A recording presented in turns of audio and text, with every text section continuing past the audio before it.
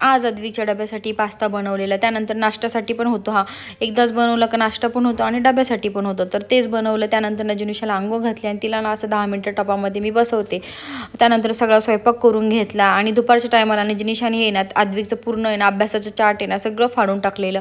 आणि लहान मुलांचं कसं हे बिस्किट खायचं, वेफर्स खायचे, काय ना काय खायचं, त्याच्यासाठीच तर मग मी अद्विकला आहे ना आज मी मखाना रोस्टेड करून दिले होते.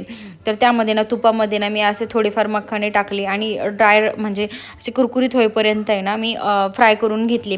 त्यानंतर ना परत तुपामध्ये ना थोडासा मॅगी मसाला, जिरेपूड, चाट मसाला, लाल तिखट, हळद असं सगळं मिक्स करून ना आणि मीठ हे सगळं मी एकत्र मिक्स करून ना मस्त एकदम सुंदर खूप छान लागतात हे.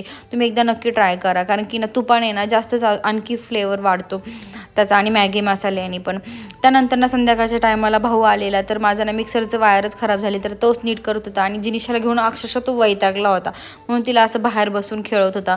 त्यानंतर ना मच्छर पण खूप होतात म्हणून ती अगरबत्ती लावलेली. आणि आज जेवणासाठी ना डाळ बनवलेली, वाटाण्याची चटणी बनवलेली, त्यानंतर सगळ्या चपात्या बनवलेल्या आणि खीर बनवलेली, कारण की भाऊ पण आला होता.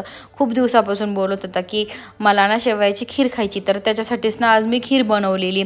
आणि मग जेवण वगैरे झाल्याच्या नंतर ना ह्या दोघांचं असं खेळणं चालू असतं, हे रोज असतं कंपल्सरी. चला बाय.